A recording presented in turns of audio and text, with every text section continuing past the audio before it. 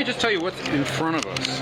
This is a Korg tuner. We added one to Keith's system, so we had to add one here. Everything we did to Keith's system to make it a better system in the last 2.5 years, we also did to this. Okay. Yes. So we added the tuner to Keith's system, which comes in really handy. You can pick an external source, or oscillator 1, oscillator 2, oscillator 3. Makes it really easy to tune it. The external, you go up here and you go to this 921 and you can tune your sequencer, you know, set your sequencer on a tuner. Right. Which is a really straightforward way of getting a good sounding sequence. These are the preset programmers. There's a preset programmer master module, which gathers all of the control voltages from the presets, whichever one is enabled. Each one of these is a programmer preset module. It has 2 presets, one on top, one on bottom.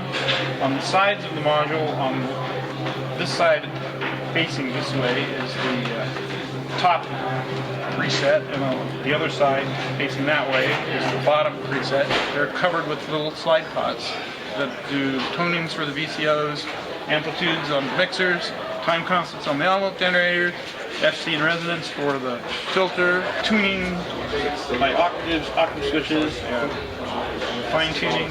Then over there you've got a VCA and an envelope generator and a high pass filter, a fixed filter bank that are dummy front panels. They're just good panels, unconnected pots.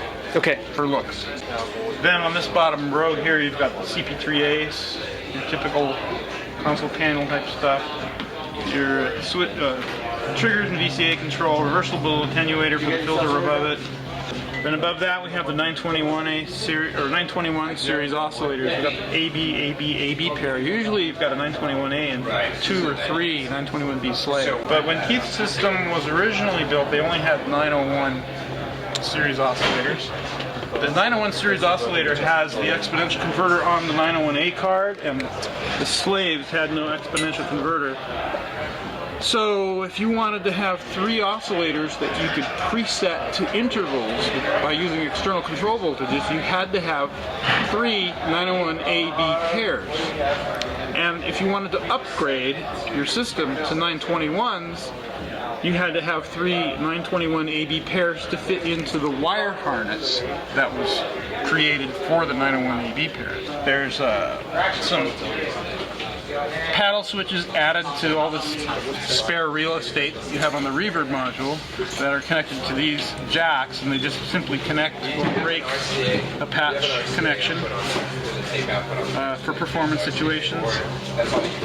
The row above, this part is the sequence voice. You know, it's a VCO, VCF, VCA, 2 envelopes, and it's the voice that you hear when you run this sequencer. Here's some utility modules, some VCAs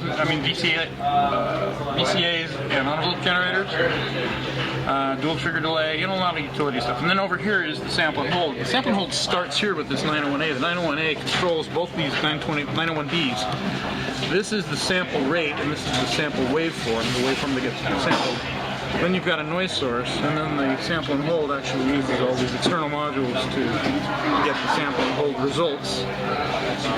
Above that is pretty much your standard sequencer complement B, which is 2 960s, 2 962s, and then a 961, and wherever you want here, which in this case is a multi. And then above that, there were never any working modules in this. This is all for show up here. Yeah, actually there's a working 914. This is the perfectly good, beautiful sounding 914. This is the video monitor, right? The special effect of the decade, right? Because it's changed so many times. Well, Ryan, how did you decide which of these? I mean, since he's modded it over the years, it's sort of described as a 1970 rig, but there are things about it that presumably have changed since 1970, or other mods since then? Yeah, a lot of things have changed. You know, the switches were added. They weren't added in 1970, but they were added somewhere along the lines. Preset programmers are different. They used to be a big card cage-based box, but then Rich Walburn turned them into 5U single-width module size for touring purposes back in probably '74. And then I've added stuff. These were blank panels, and I turned them into LFOs because I said, there's not enough LFOs on this thing. We've got a vibrato oscillator over here, and we've got a voice oscillator over here, and you can't do any filter wows or anything, so I made some LFOs and stuck them there.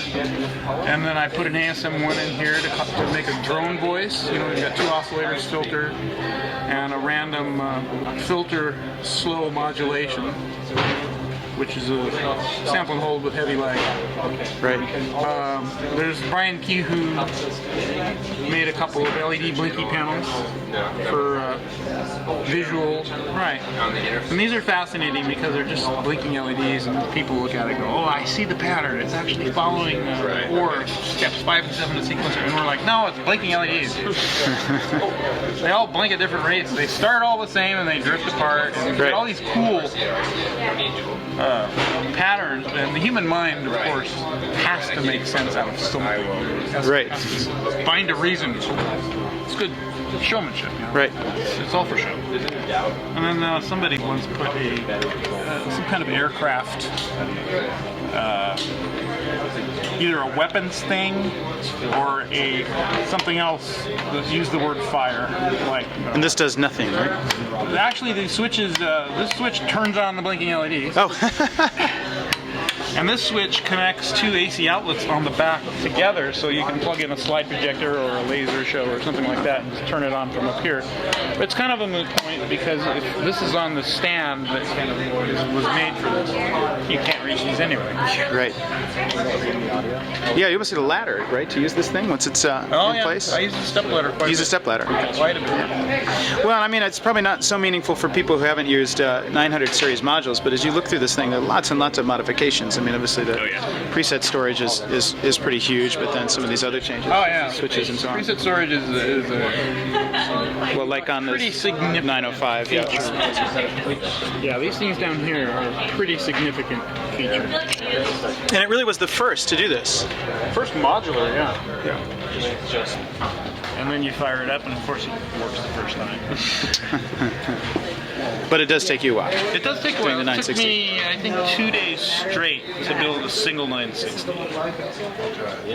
And that's, 7 a.m. to 7 p.m.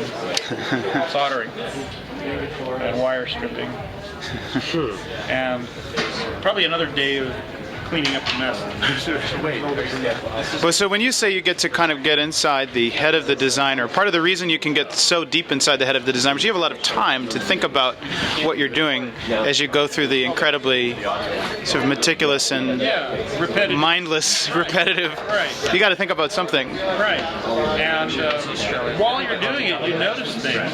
And that helps you to put the puzzle pieces together to get this complete picture of what the thought process was behind the design of the first place. Yeah. I mean, it's like coming into this project when I was asked to be part of it with Searle, I was very familiar with synthesizers and the way they work and the way they function, but modular was a foreign territory to me. And after days and days of research, it was really amazing to watch it all pay off and being able to speak the vocabulary of Gene. And if I hadn't done any sort of groundwork, I would have been way up over my head, but coming in and being able to just sit down and Gene giving me a PCB and a bucket of parts and one piece of paper that gives me the BOM, the bill of materials, being able to build it by hand was rewarding.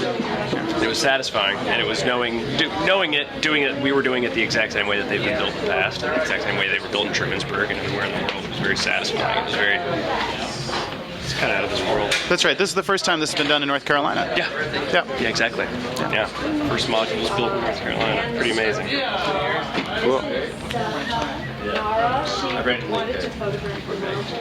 It's pretty powerful and awe-inspiring. Even when it's on the ground, like Even when it's sitting there making no sound exactly. at all. Yeah, that was kind of the.